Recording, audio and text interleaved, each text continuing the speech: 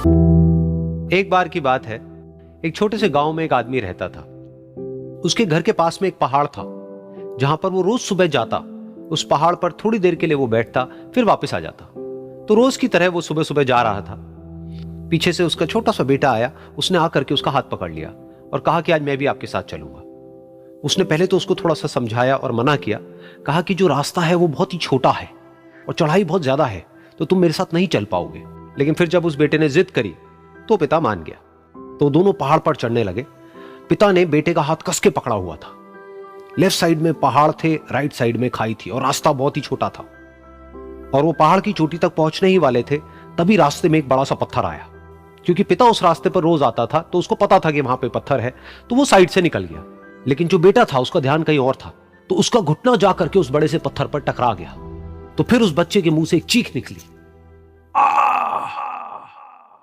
और जैसे ही वो चीखा, उसकी आवाज उन पहाड़ों में गूंजने लगी।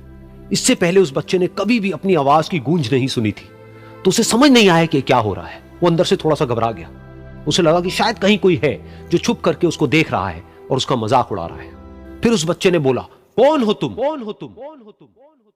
तो जब उस बच्चे ने इस गूंज को सुना, उसे गुस्सा आ गया। उसे लगा कि कौन है ये जो मेरा मजाक उड़ाए चले जा रहा है। फिर उसने गुस्से से कहा, मैं तुम्हें छोड़ूंगा नहीं।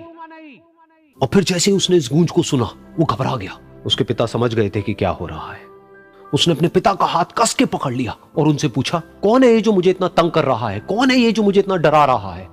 तो उसके पिता थोड़ा सा मुस्कुराए और उन्होंने खाई की तरफ देखा और जोर से बोला, मैं तुमसे बहुत प्यार करता हूं।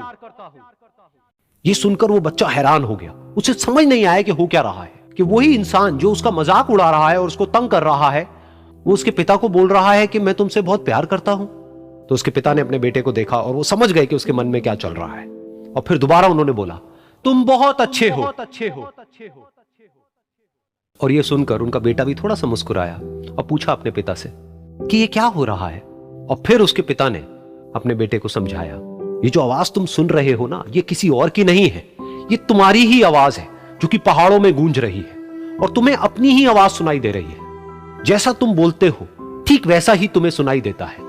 अगर तुम गुस्से से कुछ कहोगे तो पलट करके जो आवाज आएगी उसमें भी गुस्सा होगा, लेकिन अगर तुम कुछ अच्छा कहोगे तो वो आवाज भी अच्छी होगी। बिल्कुल इसी तरह से हमारी जिंदगी में भी होता है। जैसा तुम अपने मन में इस जिंदगी के बारे में सोचते हो, ये जिंदगी तुम्हारे लिए बिल्कुल वैसी ही हो जाती है। अगर तुम मन ही मन अपने आप को ये बोलते रहोगे कि मेरी जिंदगी तो बहुत ही बुरी है, तो तुम्हारी जिंदगी सच में बुरी हो जाएगी।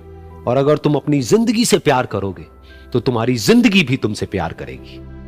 ये बात उस बच्चे के दिमाग में घर कर गई और फिर वो दोनों उस पहाड़ की चोटी पर गए। लेकिन बच्चे के दिमाग में यही बात घूम रही थी। और फिर वो बच्चा खिलखिला के हंसा और उसने अपने दोनों हाथ खोले और अपनी पूरी ताकत से बोला, मैं तुमसे बहुत प्यार करता हूं।